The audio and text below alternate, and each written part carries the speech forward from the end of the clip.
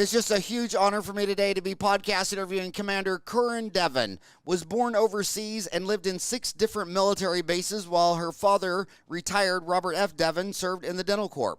9 generations of a distinguished naval family preceded Corinne and inspired her to pursue a career in the United States Navy. She deployed in support of Operation Iraqi Freedom in 2009 with United States Navy to Al-Assad, Iraq, and has enjoyed her travel to over 50 countries in Europe, Middle East, and Asia. Her professional education consists of a bachelor's degree in communication from St. Mary's College, doctorate of dental medicine from University of Nevada, Las Vegas School of Dental Medicine, advanced education in general dentistry, master's degree in oral biology from Uniform Services, University of Health Sciences, Tri-Service Orthodontic Residency Program, and board certification as a diplomat of the American Board of Orthodontics. She is the department head of dental specialties and the sole orthodontic provider where she proudly serves the military, active duty, and their families at United States Naval Hospital, Signola. She currently lives in Catania, Sicily, Italy, and has a love for fitness, travel, and pageantry. Devin's personal awards and decorations include Navy and Marine Corps Achievement Medal, 5 awards, Fleet Marine Force Officer Insignia, and the Outstanding Volunteer Service Medal, 2 awards for her active involvement in the community. But she's been in dentistry 13 years, but if you count the time she worked at her dad's office, who was also a Navy dentist, then she's been in it 24 years. My gosh, thank you so much for coming on the show today. How are you doing? I'm doing well. Buonasera from Italia. It is truly a pleasure to be here, Howard, and thank you so much for having me on your show. Oh my God, and how timely, because Italy, when the corona broke out, Italy was a hot spot. Now the United States is a hot spot. And so how's the hot spot of Italy? How was it practicing in the middle of a pandemic in Italy? You know, the best way I can describe it, it felt like a bomb went off and you just had no clue that it went off. I remembered I literally had got off the airplane the Sunday before, that night before I went to work the next day. And then the Italian prime minister ordered the entire country, which was about 33 million people, to go into quarantine. And it was like all of a sudden you're in a movie, but you just don't know when that movie is going to end. And here in Sicily, or as the Italians would say, Sicilia, we were a bit shielded because we were pretty far south. The north was the area that was impacted. However, what really started making it real was that many people in northern Italy have southern homes here, and about 15,000 of them fled. And when they came here, all of our numbers skyrocketed. And that's when it really made you feel like, okay, this is a real thing. We're not invincible. It's not just something I see going on somewhere else. And so our hospital immediately started setting up us in teams, and a blue and a gold. We would go in every other day. We started really triaging patient care to just emergency care only. We started really upping our personal protective equipment. So I look like the lunch lady now when I practice. I wear an N95 mask. I have a hairnet. I have a full-on gown.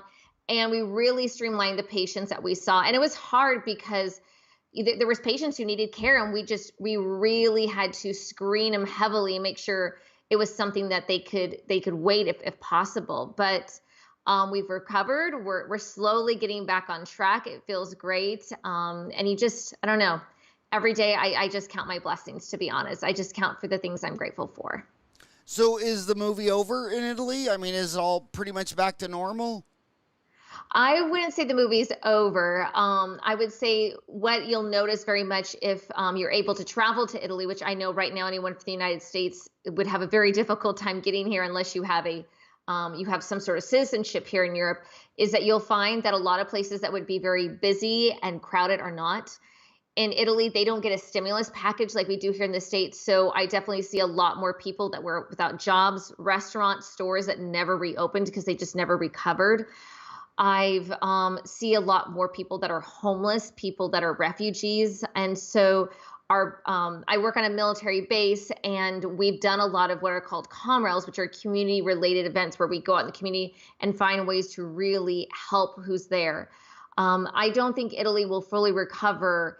It'll probably be years and years and years. In northern Italy, where they were hit the heaviest, there is complete towns that are gone, wiped out, completely gone, because most people don't realize that Italy has a very large older population. I believe Japan is the only other country in the world that has a large population in that age frame, and so it's really quite sad. But I'm glad I'm able to visit my Italian parents, as I call. They've become people that pretty much have adopted me, and other people. But we just wear a mask everywhere we go. Traveling is much different, and I guess in some ways it's a new normal until we get a vaccination or treatment where we can really kick this virus to the curb.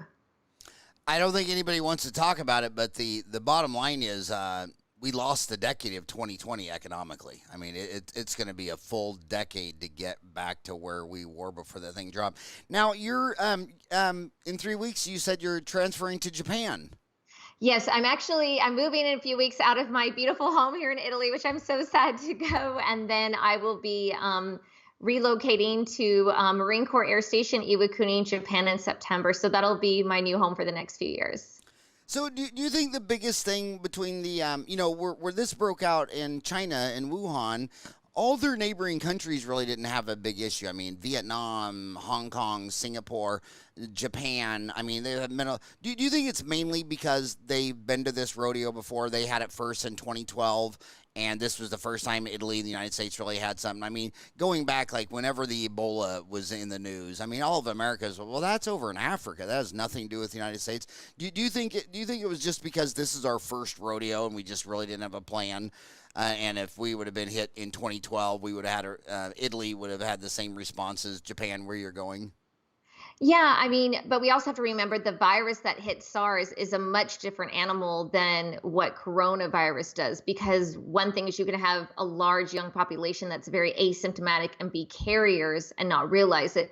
But, one thing I can definitely say about Asian countries and, the Eastern population versus the West, because I was stationed in Japan for 2.5 years, is wearing masks and keeping keeping people at distance. That's already something that's ingrained in their culture. That's already something that we do. So for us in the United States to wear a mask on our face routinely wherever we go, it's still a foreign object. It's something that we haven't really truly adopted. We're doing it for right now, but that's pretty much it. So it's one of those things that I definitely saw. And I also noticed when I was living in Japan, it was the cleanest country I've ever been to. You could not find a piece of trash anywhere on the ground to save your life. Where in Italy, it's not always quite the same scenario everywhere you go. So, and Italy is a very close culture where people, they hug, they kiss on the cheek. They're very, very close. And that's how this virus spreads. So I think you're looking at a couple factors that can really play a role in this. How long have you been in Italy? Because I see you're already talking with your hands very, very well. You look like you're a native. I've been here for 3 years, and I truly hope to come back. This is a beautiful country. There's things that I love here and other things that drive me nuts. I think I'll miss driving, which might surprise some of your listeners. So driving in Italy is like my personalized video game every day. I have people that cut me off. I have people that skirt in front of me. I think last week we had a motorcycle that was trying to cut in front of us, and his bike went underneath this truck when I was with some Marines. However, that being said, I've just gotten used to it. I've adjusted to it. So I know I'll be able to drive like that when I go back to the U.S. or in Japan. What I think is funny is that in the United States, we have Italian restaurants everywhere. But when you go to Italy, it's a whole different level of Italian food. And I was sitting there, my son Eric, I was lecturing in what's the one with all the water? Venice. And it was just like the greatest lasagna in the world. And Eric's like, Dad, we go to the greatest Italian restaurants in Phoenix. Why do they not have real Italian food? And it really is kind of true, because if you leave Arizona and go to Mexico, Mexican food isn't anything like all the Americans think. I mean, in fact, by the time you get to Acapulco, if you ordered 2 tacos and a cheese enchilada, they wouldn't even know what you're talking about. But man, the Italian food there is at a different level than anything I've seen in Phoenix. I am going to miss it. And I will tell you, if you come to Sicily, it's even better. So all my friends who've come here who have gluten allergies, lactose intolerant, they can eat anything here. Everything. I just had a friend that here this weekend. She was shocked that she could eat everything because they don't believe in processed food. They don't believe, like, you go to the grocery store multiple times. You go and buy fresh ravioli and you ask her what's in it. She's like, wheat, flour, water. Like, that's it. She's like, if you don't eat in the next 3 days, it's going to go bad. So I think there's something to be said by the food. I know I'm going to miss it terribly when I leave here. So, Yeah, I thought it was also funny. You know, the great thing about having a monthly column, since I've had a monthly column since '94, I've done 1,500 shows, that if you say anything incorrect, they email you, howard@dentaltown.com, and let you know you're correct. But it's funny because you always associate tomatoes with Italian food, and tomatoes were were discovered in Peru, and they didn't even make it to Italy to the 16th century. And you just think that they were the ones who found tomatoes and made the tomato sauce and all that, and Italian food was going for 1,600 years without a tomato, which seems crazy. one thing your listeners will know, there's no such thing as Italian dressing in Italy, and there's also no such thing as Alfredo in Italy. That's something that came over to the U.S. and was coined post World War II. So yeah, I always found it interesting when people challenge me on that. So, And for dentistry, I mean, if Italy sticks out in dentistry in any way, I think the most weighted way it sticks out, they have 75 different implant manufacturers, over 75 companies making their own original implants, not resellers. There's a lot of people who buy implants from other people and repackage them. Italy has like 75 different places that make dental implants, and then they're branded under 400 names. Why is that? I think part of it is most people don't realize that Italy used to be 13 separate kingdoms. It wasn't actually unified until post World War II. So, believe it or not, unified Italy is actually younger than the United States.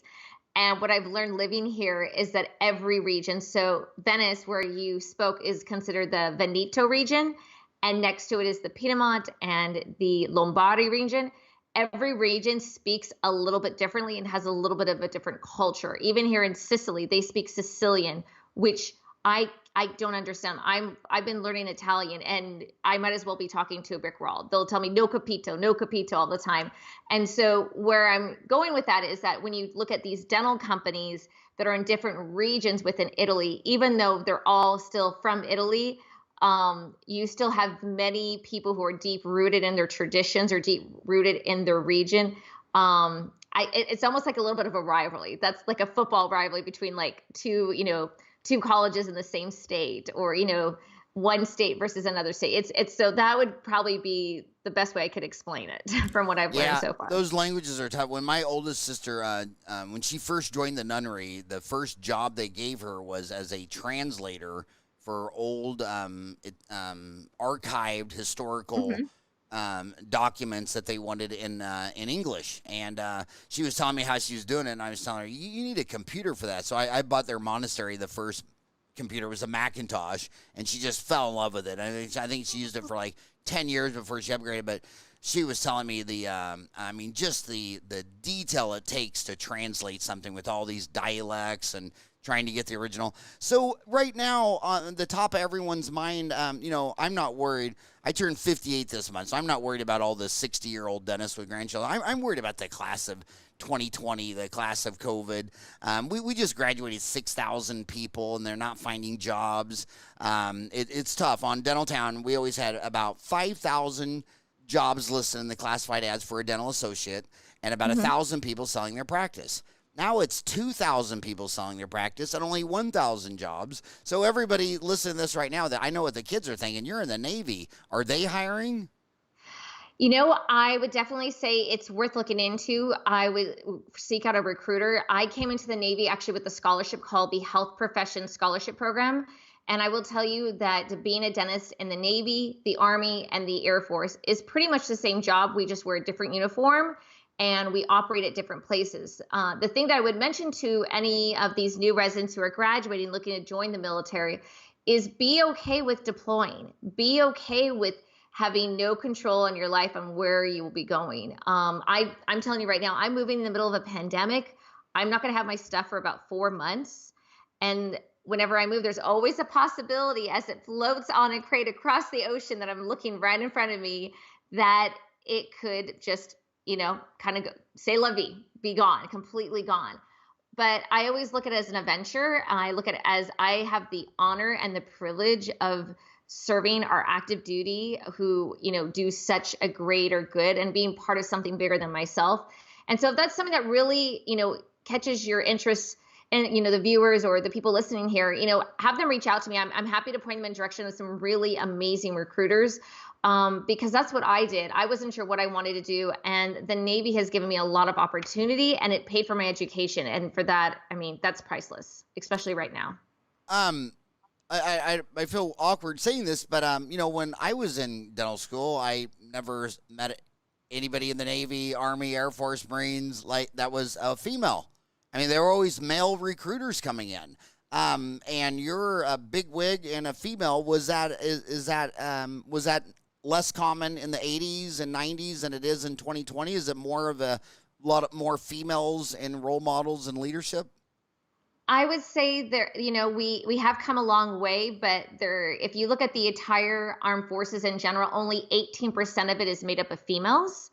And then if you look as we progress in ranks, so I'm a commander, which is an O5. If you're looking at what that would be in the Marine Corps, the Army, or Air Force, that's equivalent to a lieutenant colonel. Only 0.29% make that rank, or currently that rank. So yes, there is not a lot of females in the military. But one thing I would tell, especially your female dentist grads, is don't let that stop you from joining. I feel that with a female voice, there's a lot of things I've gotten done. And I'll share with your listeners a really neat story. When I was deployed in Al-Assad, Iraq, so this is a country where women are not treated the same as they are in the United States.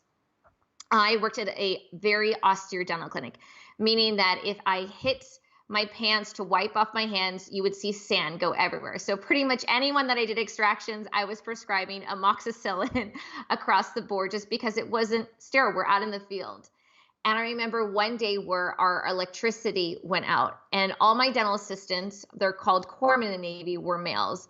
And they say, hey doc, can you please call the contracting office? Even though I know it's their job to do. Well, the reason that they had me call was that even though they'd been calling all morning, the fact that I had a female voice and can smile and make people feel like I'm smiling at them on the phone meant that those gentlemen that fixed our electrical circuit were there in 20 minutes. So I would definitely tell you have a stronger voice than you realize, and you have a lot more assets you may not know that you may have, especially in the military. And there's a lot of women. I mean, we need women who are going to come and succeed after I leave the military. So yeah, absolutely. It's definitely an area we could definitely grow. And I'm even seeing it here in Italy. In Italy, women were not allowed to join the military till the year 2000. So it's been really neat to partner up with them here as well. You talk about the Army, Navy, Air Force, Marines, but in dentistry, the Marines part is Navy, right? So the Navy takes care of all the Marines? Yes, sir. The Marines are a department of the Navy. They do not like hearing that. They always joke that they're the men's department, but yes, the Marines are a department of the Navy. So they're the men's department? That's what they always say. They always like to say they're the men's department. But when we're deployed with them, in fact, when I go to the Marine Corps Air Station in Iwakuni, Japan, I will wear their uniform. But on my set, it'll say U.S. Navy and not U.S. Marines. But yes, I will tell you, I've never been with a safer group of men who would catch bullets for me. And is it true that Army stands for ain't ready for Marine Corps yet?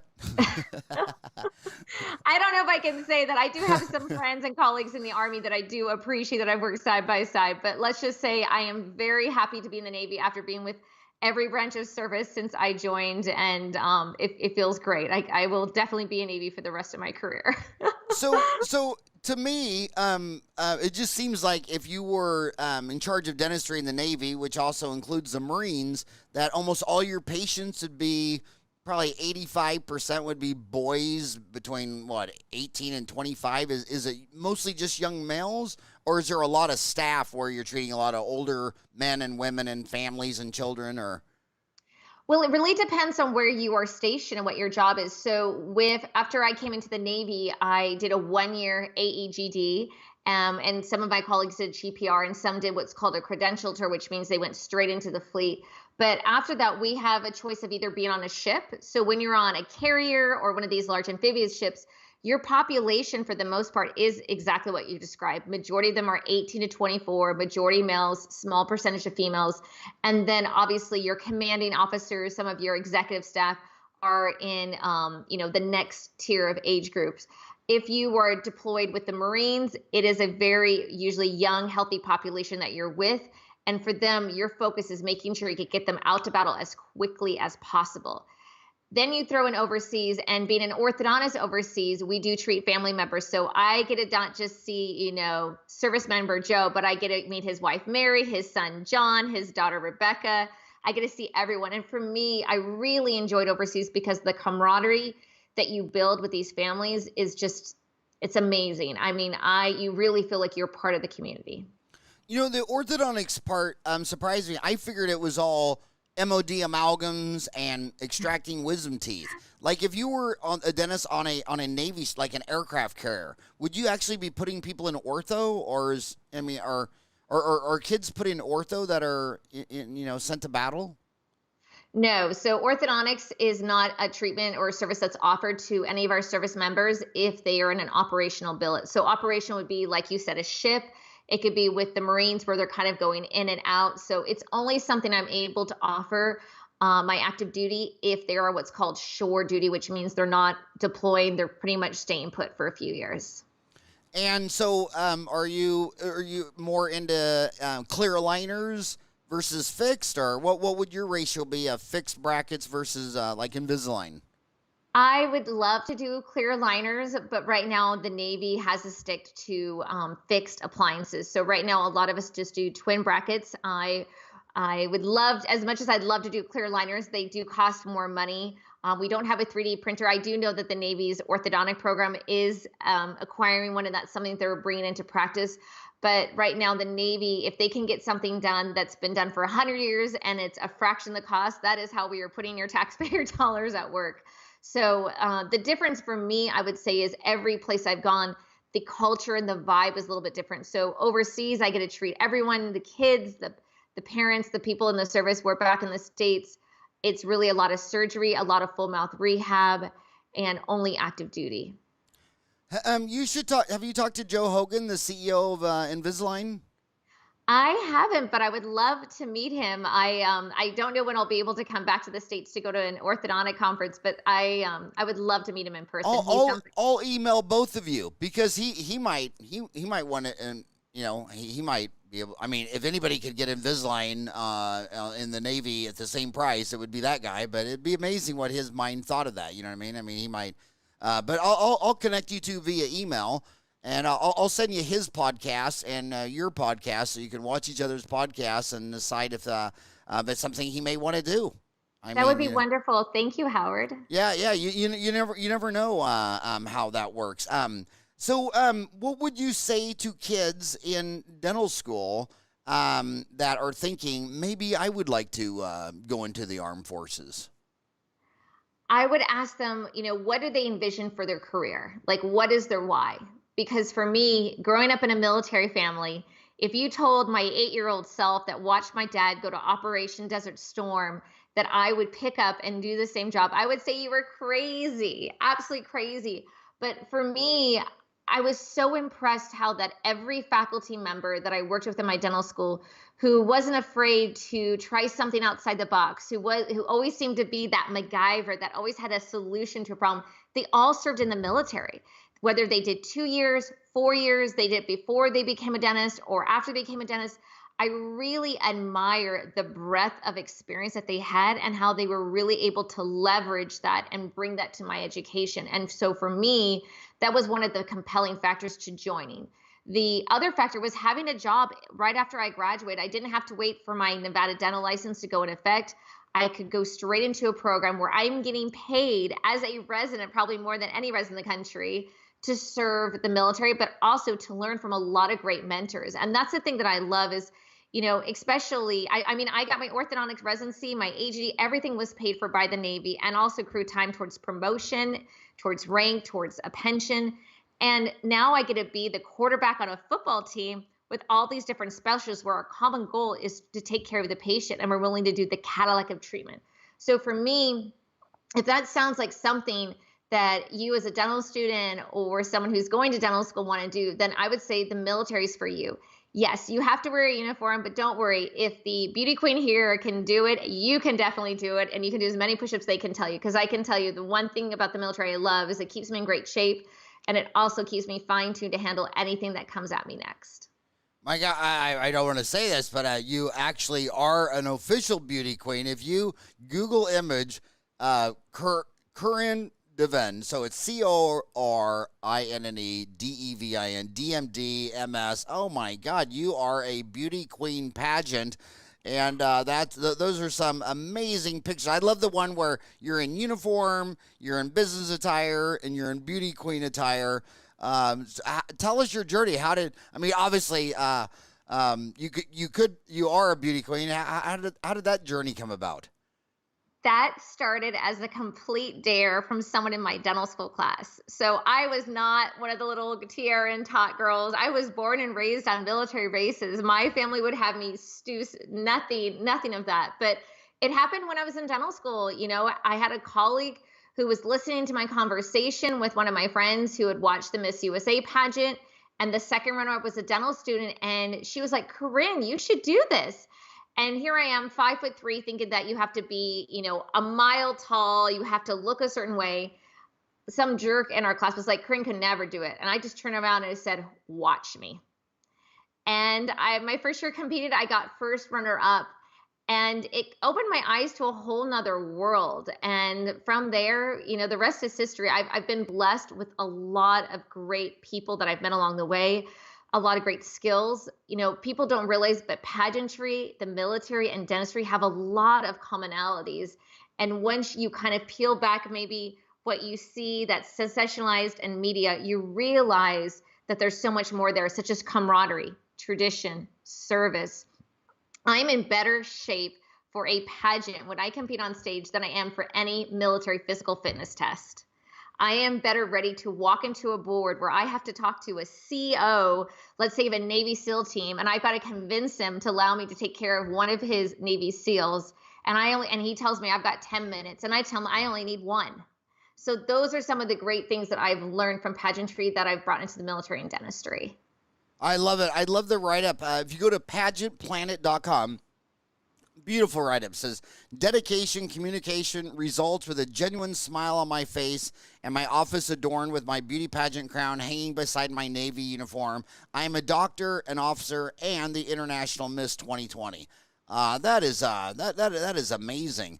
It says, dentistry and duty run in my blood. My father, also a dentist, inspired my love of service and teeth. I followed his footsteps, becoming a Navy officer, a heritage that goes back to the Revolutionary War, and earned me a Daughters of the American Revolution's college scholarship.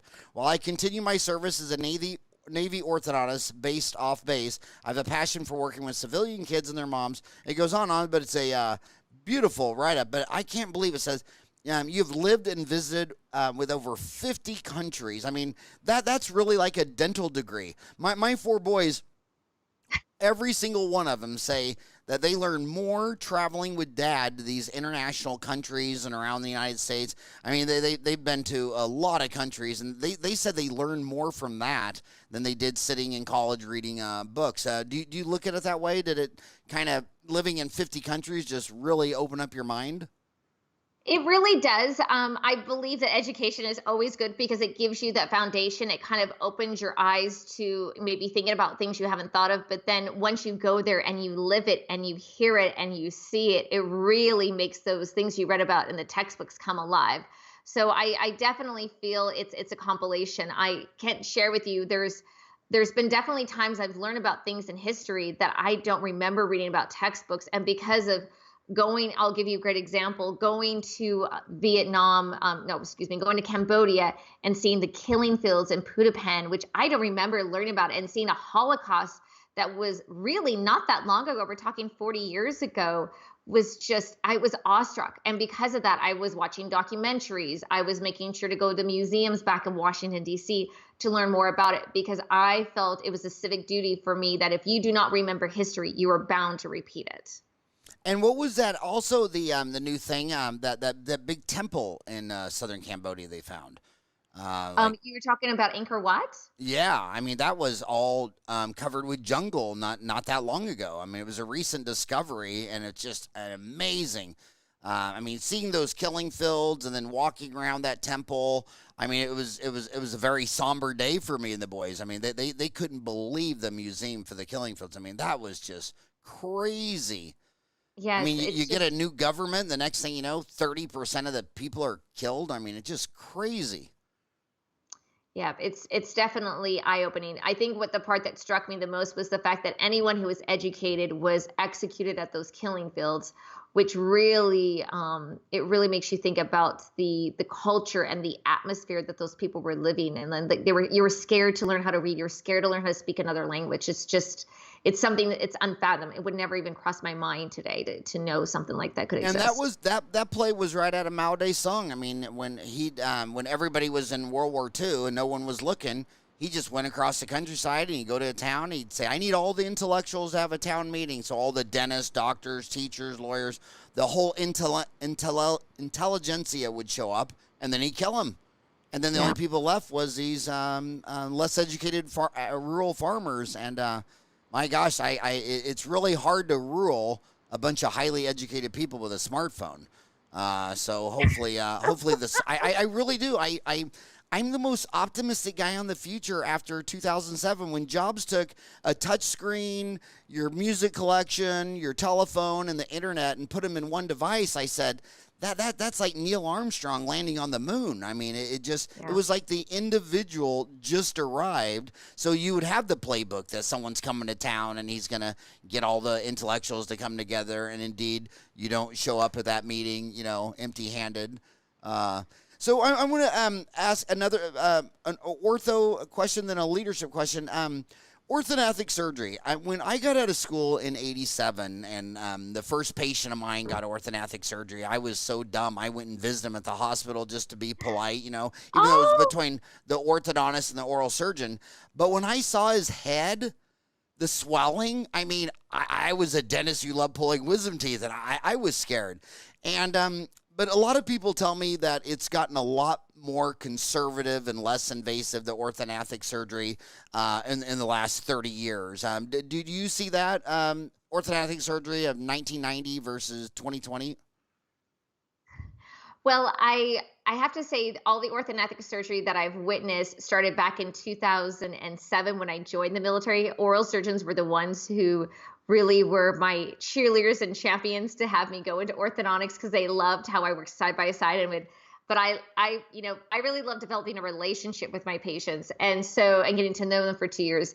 And I would definitely say it has because they realize, there's limits to what they can do. And just because you can do something doesn't mean you should. I really admire that whenever in the military we have orthodontic boards, it is a team of people. It's not just one surgeon and one orthodontist. It's at the very minimum 4 or 5 doctors looking at a case, each bringing their own experience, their own background of education, their own concerns about the patient. And for me, it's really astonishing the results that we can do and provide people in the military. And it's totally free. It is 100% covered. So I would definitely tell you the military probably does it just as much as these academic institutions. And it's something that I really enjoyed because you're able to have someone where now they can chew with their teeth they can never chew before, or now they feel comfortable smile. Let's be honest, everyone wants a beautiful smile. I don't care if you're 8 or 88 years old, it's something you want. And if you can give that to someone, especially someone who wears the fabric of our nation, it's just, it's priceless. So, yeah. Another thing in ortho, I always like Dentistry Uncensored. I always like to talk about everything that's controversial. I don't want to talk about anything that anybody agrees on. But one of the things that's always a debate on Dentaltown and in the media and on Orthotown, I'm not allowed to go on Orthotown because that's just, you got to be an orthodontist to go on Orthotown. That's cool. That's their tribe and that's how they want it. But, there's always that 30-year debate. Is this for cosmetics or is this for function? When people say orthodontics and orthodontics for function, I mean, I think of my uncle back in the day when I was in dental school. When I was in dental school, I went to a family reunion and was standing next to my 88-year-old uncle with 0 teeth eating almonds. And so I actually stood up because he was about 6'3". I actually stood on a stool because I told him I wanted to see him eat an almond. I couldn't figure this out. I was in dental school. And he had these calloused ridges, and he'd put an almond in there, bite down, just dust it. I mean, and then you look at the fact that in America, it's something like, I think they're saying 46% of the country's overweight. it makes you think that orthodontics is mainly cosmetic. You're a beauty pageant. You're a beauty queen. You're Miss 2000. Is all your orthodontic surgeries and orthodontics for the most part just to look more pretty and be as pretty as a peacock as opposed to form, function, and health? I definitely can see the argument for both sides. One thing I will tell you is just to put things in perspective. So your audience knows I'm a Navy officer, and again, these views are my views, not the Department of Defense. When I share these, and I will definitely say that no one dies from crooked teeth. There's only 20 orthodontists in the Navy in the entire world. That is it. That is it. So is orthodontics required for a sailor to go out to sea and do his mission? No.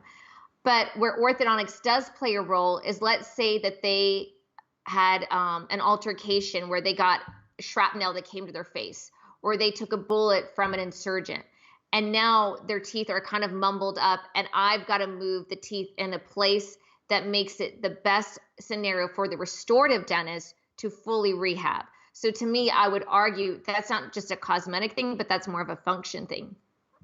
Very often in the military, someone who comes in with some minor crowding does not get accepted for orthodontic treatment. As much as I love doing those cases, as much as those would be so much fun, I would argue that in the military, we take the cases where the patients have a crazy discrepancy index score. So just to give your audience an idea, we as orthodontists, we have an index that talks about the difficulty of the case. So in order for us to take our boards, we have to have a couple cases that fall below a score of 10 and a couple cases that fall below the score of a 20. I would tell you, when I was in San Diego treating solely active duty, I did not accept a case with a score lower than a 30. So for a lot of the patients that I treat, that was the only way to treat them, or the only way for the restorative dentist to treat them, is I would have to move teeth, upright teeth, or spread out teeth in order for them to get implants, or in order for them to restore the missing teeth that they had, or maintain maybe bone that they lost, where teeth were extracted and they never were replaced. So do they call you Commander Dr. Devin, or what? How does, or is it which comes first? Commander comes before doctor, I assume? Well, they always say in the military that we are a soldier first and we are occupation section. So people do call me Commander Devin, but because I work in a hospital, I'm very laid back. I do prefer Dr. Devin. Commander Devin, it was my father when he retired from the military. So I only reserve that the few times that I am in uniform. Some of my patients, I think a lot of the kids call me Dr. Corinne, because it just makes it seems to be easier for them. Now, when you're in Japan, don't they have a beer called Corinne? Isn't that? They do have a beer called Corinne. I haven't had that one, but I will definitely look forward to having it. But actually in Japan, they will call me sensei. Sensei, like karate. That's in Japan, when I was there stationed last, they say it's what they call teacher and doctor, and it's a form of respect. So something for me to look forward to. In Italy, it's doctoressa. Wow, that is so cool. I want to go. I want to take advantage of having a leader in an all-male military deal. When on Dentaltown, a lot of the women have leadership questions. A lot, just standard complaints that I became an associate for this older man. This is how he managed. He'd say, "Get me a cup of coffee. Go do this. Can you drop this off?" Blah blah blah. She works with him a couple of years. She buys the practice, and then she says they don't treat me like the retired male. They treat me differently. It seems to be a stressful thing. A lot of women, especially younger girls, they're 25, 26, 28 years old, and they buy a practice, and now they're in charge of a staff of 5 to 10 people. What advice would you give them for leadership, especially if you went into the Navy, which was mostly male leaderships, and now women are growing, and she just bought an old man out, and she swears it's different. Do you think it really is different, or do you think it's her perception or her emotional intelligence? How much of it is, oh, that's a cop-out, that's an excuse, versus, yeah, you're probably really seeing that in the real world? I would definitely say I have seen that in the real world. It is tough, and I would definitely say I've been fortunate that I've had some good leaders very early on who empowered me and told me, there's a time and a place to speak up. And there's also times where you've got to pick and choose your battles. One thing I've learned that is key is having very strong, direct, clear communication. It's authentic. It's not apologetic, but it is very crystal clear. And that is what I would tell any of your female dentists is really lay out your expectations. We as often as dentists, we get so busy, we're off in our own world that sometimes we think we shared something or maybe we told someone something, but we really weren't clear with our expectations. And that is something that I've actually worked on for a long time myself, because sometimes we're afraid we're going to hurt someone's feelings, or we're not sure how to tiptoe around a situation, or we want to be friends with staff. When really early on, you've got to really draw the line in the sand and then make it very clear what your expectations are, and don't back down from that. As a department head, I've been a department head since I arrived here in Italy. You know, I've made it very clear what I am comfortable and not comfortable doing. And also I've had a boss where sometimes him and I don't always agree. We have to agree to disagree, but ultimately I do have to answer him. But the other department heads and I, we are on the same playing field. So if they do something that kind of comes into my territory, if I do something that goes into their territory, we call each other out. But that definitely didn't happen overnight. That definitely took some confidence. And it also took me falling down several times and learning how to pick myself up and admitting, like, guess what? Hey, I screwed up, but I want to make this right. What can I do?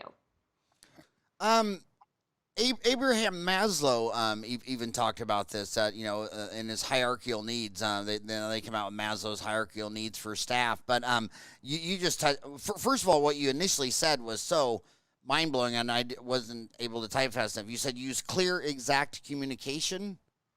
Yes, so clear, direct communication. Clear, direct communication. It's hard for me to type with my big fat thumbs. Use clear, direct communication. Non-apologetic. Authentic. Non-apologetic. Authentic. You can still be very sweet when you communicate, but you're not going to be like, I see so many women, and it's something I used to do myself that is that we want to be people pleasers. We have something that's bothering, and we'll go to our boss, and rather than saying, hey, sir, this is an issue I've seen, and this is how I'm going to resolve it. Sir, I'm really sorry. I don't mean to bother you, but I've got this, you know what I mean? That doesn't come across confidently. Go into a situation, knowing what the problem is, and also offering a solution. So don't leave someone empty-handed, because you're kind of leaving your expectations out the open. And if you don't communicate that directly, how are you going to know how this other person's going to feel? I mean, I tell people your work relationships, it's like a marriage. You know what I mean? You've got to really lay that groundwork. And if you don't lay down what's important to you, what your needs are, and what needs to be met, you can't expect it to change or ever get better. I thought it was interesting that the military was, their advertising was so scientific years ago, because Abraham Maslow published that paper in 1943, A Theory of Human Motivation, where he talked about the physiological safety, belongingness, need self-esteem, but self-actualization. He said that was the desire to be all that you can be. I mean, that was the advertisement for the military. Be all that you can be. And I remember in 1980, I thought, oh my God, these guys have been reading Abraham Maslow.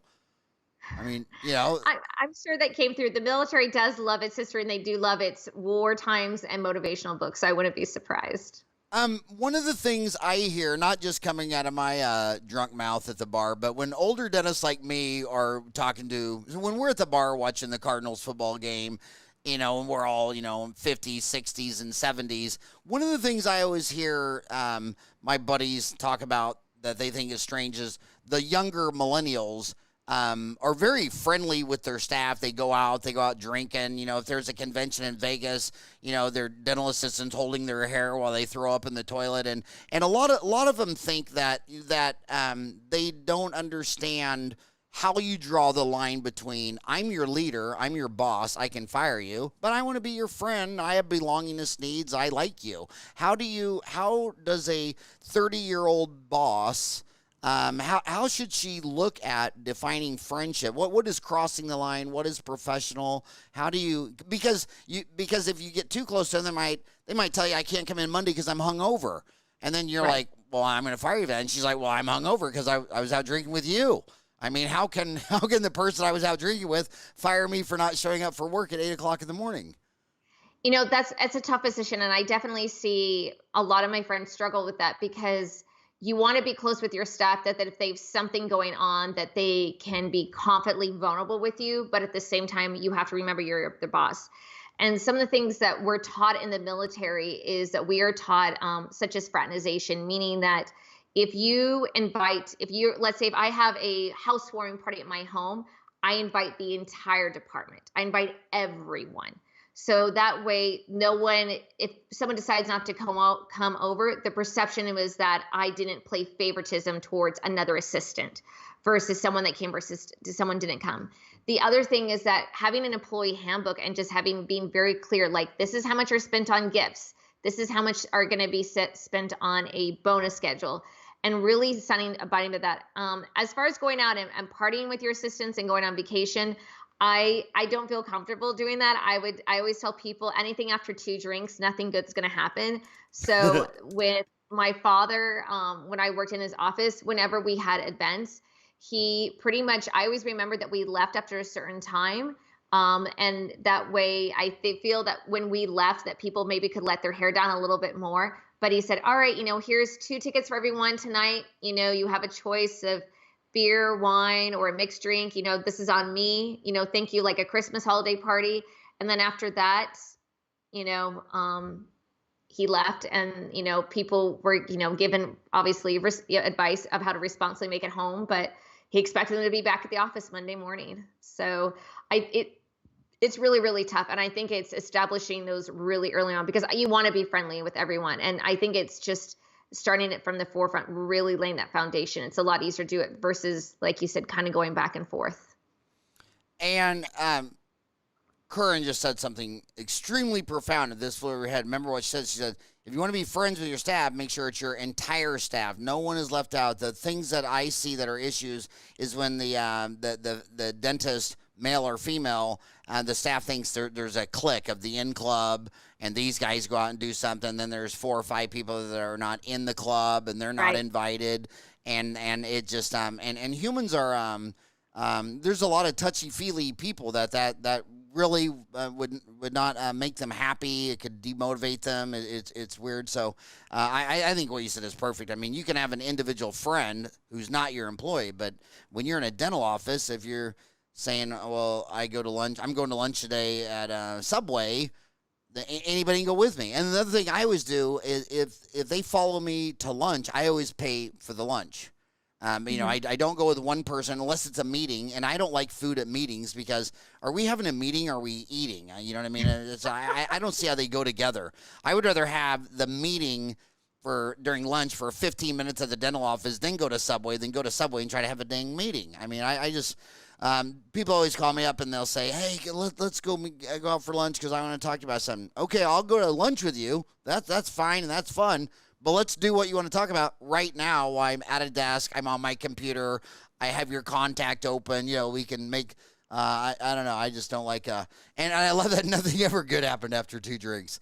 That's probably, when you said that no one ever died from crooked teeth, a lot of people died from crooked morals and crooked drinking habits and a lot of other crooked things.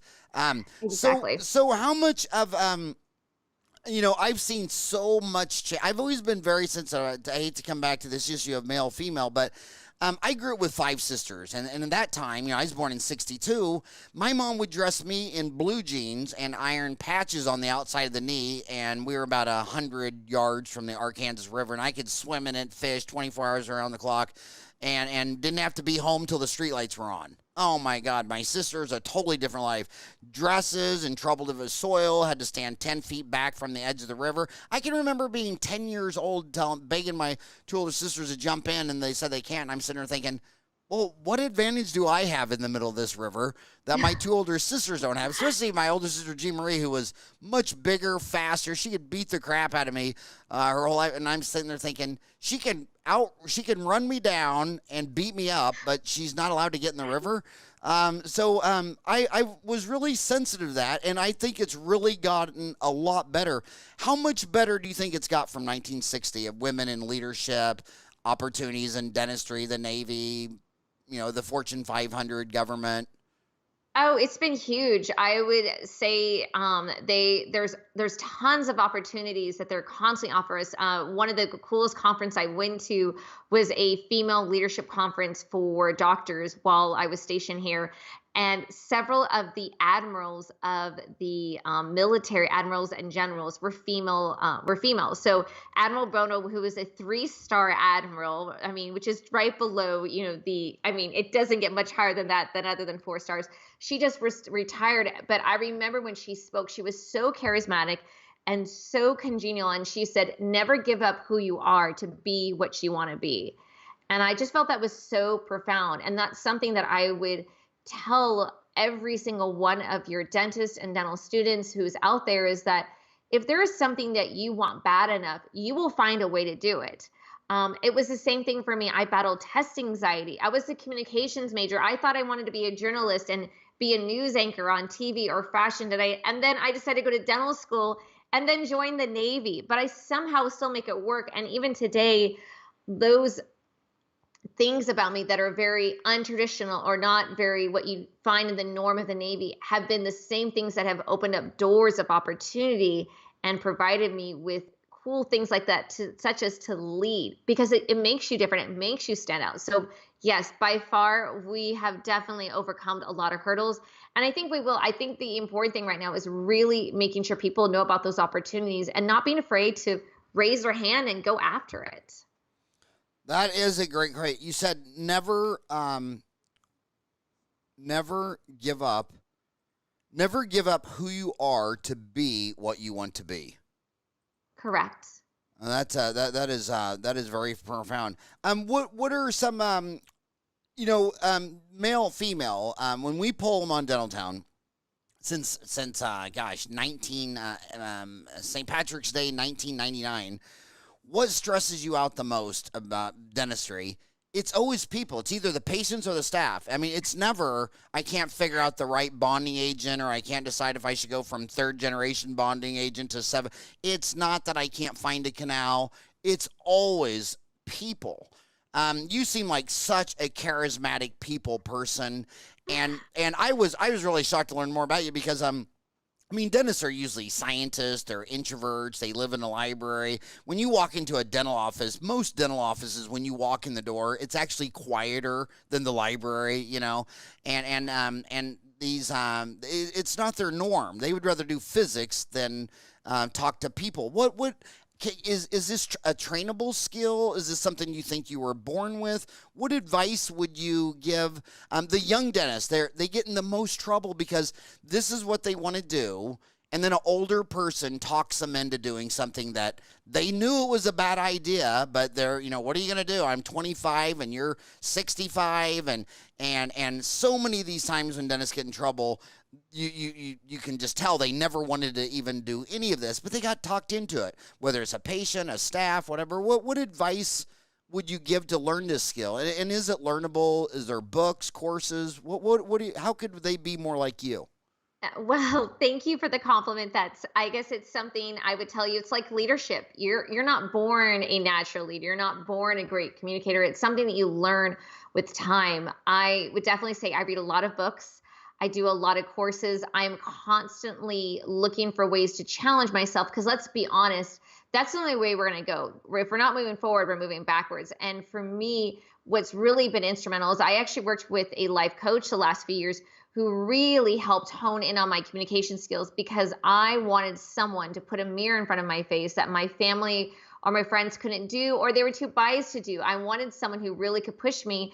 And I always look at it as like a professional athlete. You look at these athletes who are going to the Olympics, who are training for marathons, like Michael Phelps or, Lance Armstrong, whoever they were. They all had personal trainers. And we know it's not because they were not in good shape. It's because they wanted someone to push them that much more. So for your dentists out there who are starting out, I would start looking at really books about emotional IQ. I would start reading and finding stuff out there. Simon Sinek's another great person. He talks about the infinite game versus the finite game, and seeing, it's kind of taking a step back. And even podcasts, that's my new favorite thing I started doing in quarantine, because there was no Amazon, no mail, no library coming to us here in Italy. And so I started listening to a lot of podcasts when I was cooking, because I wanted to listen to people that really understood this better than I could, and then take down some ideas and think, okay, how can I apply this to me?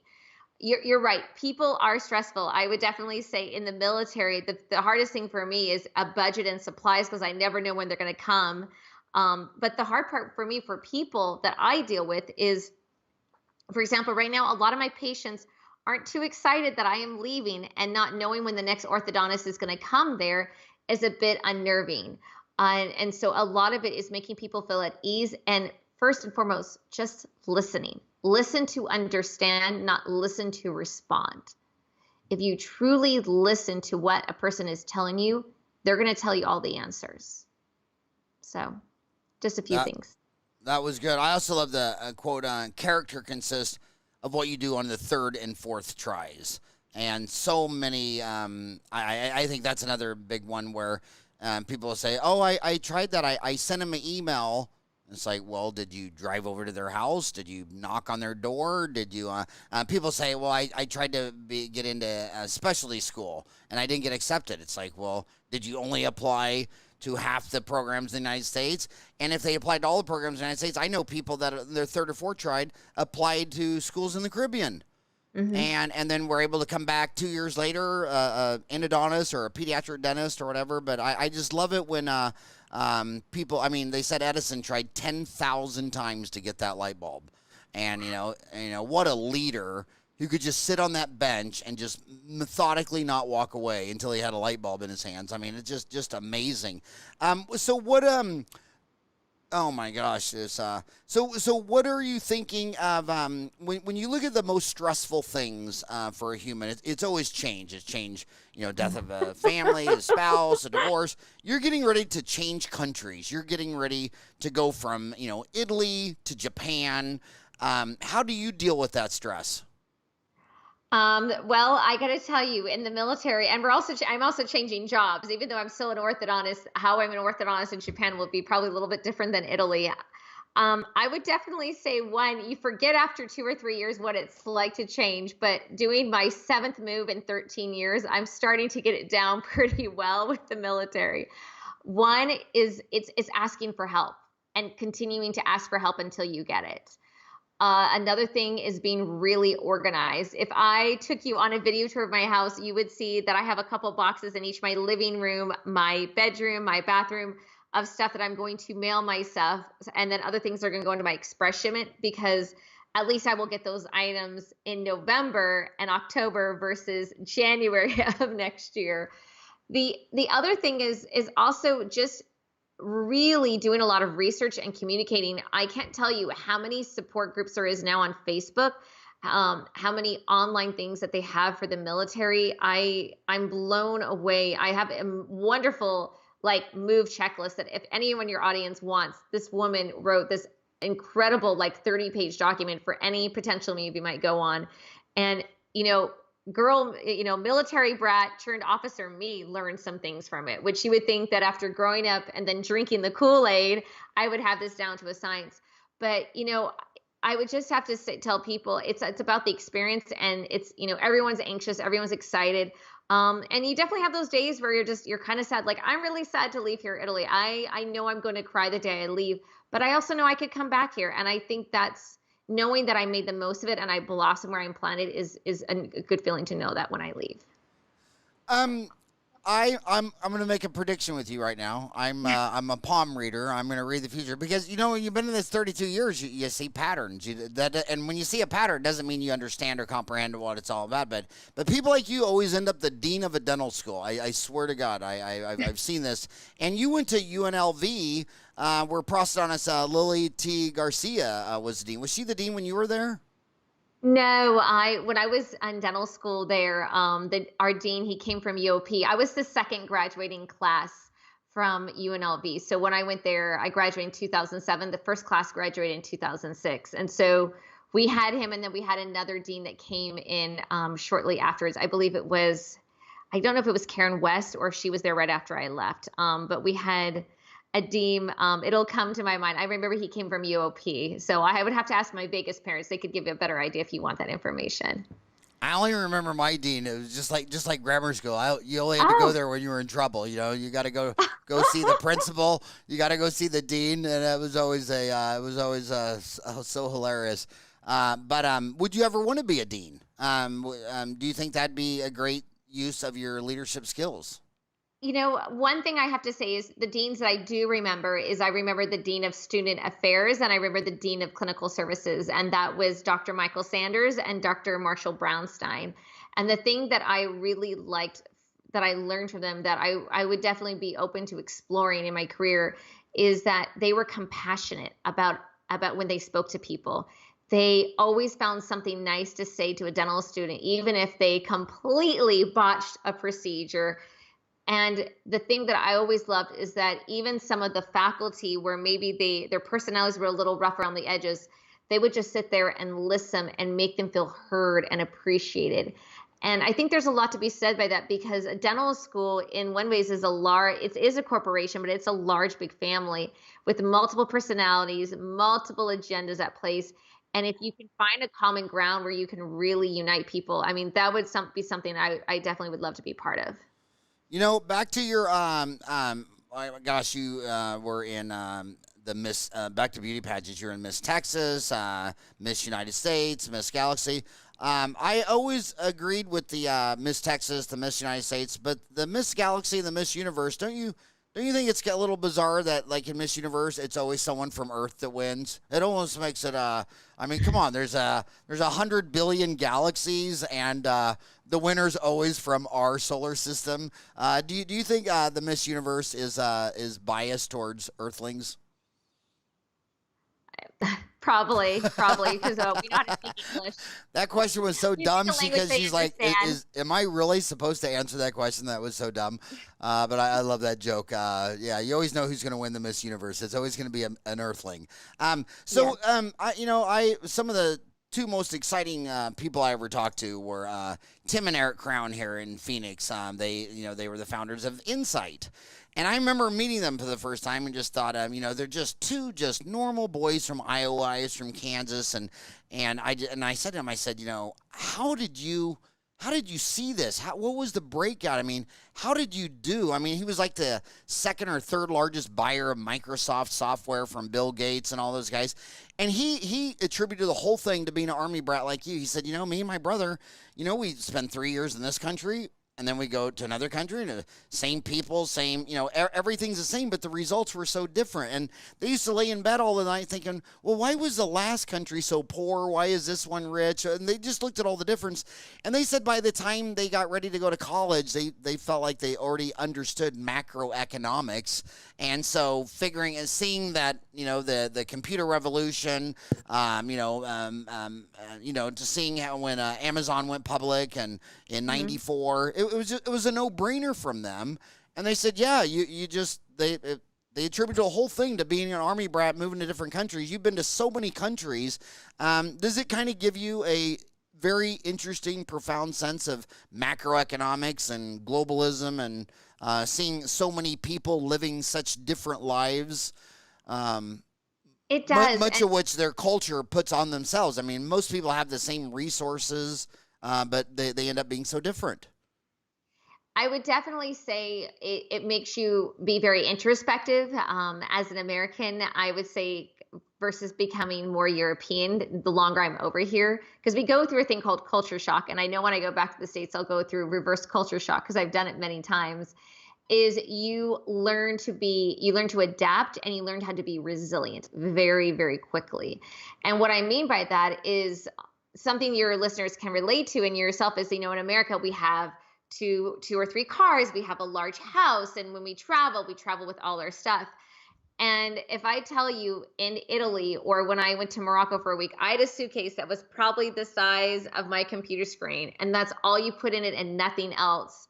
You learn to enjoy life, because here in Europe and what I've experienced in Asia, they truly believe that life is meant to be lived, and lived with not very many things. Like, they would rather have more time off and then make more money and just go to a place and relax and just spend time with each other. And it's kind of getting off that hamster wheel where us Americans are go, go, go. We want to produce more and more and more, and we want to have more things and bigger houses and more, more country clubs, where here it's like just even eating lunch. An Italian lunch is like a 2-hour minimum affair. because they don't understand how Americans, how we bring out all our food. They bring out things, they do it prima piade, secondo piade, which is first plate, second plate, which I have to tell you as Americans, it's sometimes hard because the food is so good and they bring so much. You're like, crap, do I want to save room? Because I don't know if the pasta is going to be really good or this plate's going to be really good. But it definitely gives you a sense of macroeconomics, but it also makes you realize we live in the best country in the world. We have so much opportunity. We get so much more than and so many more freedoms than what I see in other places in the world. Even here in Italy, even a very westernized place, there's things that I don't get here that I truly miss that we have back in the US. Like Mexican food. I couldn't agree with you more. For a while there, I wanted to sit down and write a book called The Giggle Factor because it was so obvious that the poorer and poorer and poorer the countries, the more laughing and giggling and fun. And then when you go to these really rich countries, I mean, go walk down Manhattan, Seoul, Korea, Tokyo, Japan, and it seems like a lot less fun. I mean, it seems like everybody's really serious and really intense and really in a hurry. And then with these kids, I see them coming out of school. They already got $400,000 student loans. They might buy a practice for $750, but they live too big. The too big a house, too big a car, too big a country clubs. All these things. They don't realize all the time and work they're going to have to trade for that. And that's not going to make them happy. And then it seems like it's a vicious circle because then the more they work, then when they come down, they're like, well, at the weekend, I'm just not going to go to the lake and fish and have a beer. I'm going to fly to Disneyland or take a cruise or go to Hawaii. And it's just like they really get trapped in this big lifestyle that I think really makes them not giggle as much. And I remember in Kathmandu, I mean, I couldn't believe it at the time I went there. They didn't have their own oil or coal. They had to import all their electricity. So as soon as it was dark, they just turned off the electricity and the whole country just powered down. Everybody would come out in the street. They'd throw a match in the trash can for a fire and start playing soccer and giggling and laughing. And it's just like, my God, this is like the happiest, most fun place. And could you imagine in Phoenix, Arizona, if the governor said, well, to save electricity, we're going to turn off the electricity at dark. Oh my God, there'd be rioting, looting. He'd probably be chased into, Mexico. I mean, especially right now, because I know you guys have hotter temperatures than what I have here in Italy. I mean, it's 100 degrees here, but I know you guys are well into the triple digit heat right now. This is probably your hottest month of the year. Yeah, it'll be 109 today. And, okay. So I can't believe our hour went by. Of course, time always flies when you're talking to a beauty queen. That's why we did this on video on YouTube and not iTunes. If you're watching this on iTunes, you need to switch to YouTube. My gosh, I just want you to end with last night I talked to some dental students, and they're scared. I mean, it just comes down to their fear. They're third or fourth year students. They don't know if they're going to come out and get a job. They're totally upside down, and it really made me think of those conversations because the last thing you just said was learn to adapt and be resistant. So I'd love your closing thoughts to about a quarter of our viewers are still in dental kindergarten school. The rest are all under 30. What would you tell these scared kids in a pandemic? And they're also scared because they're not getting the clinic hours, so they already know when they graduate, they're thinking employers are going to say, yeah, but you were a pandemic kid. Didn't you only do like 7 fillings and all of dental school? They're just scared. What would you tell them? I mean, if anybody has to deal with fear on a daily basis, it would be a soldier. What would your ending thoughts be for these kids?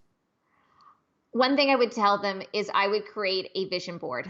I would create a board, something they could look at every single day, something that is filled with words and pictures that ignites a fire inside of them. Because I will tell them that if I showed them my vision board, I put things on a board that now came to full fruition in my life a few years later. The other thing is I would tell them, think of really, where do they want to practice?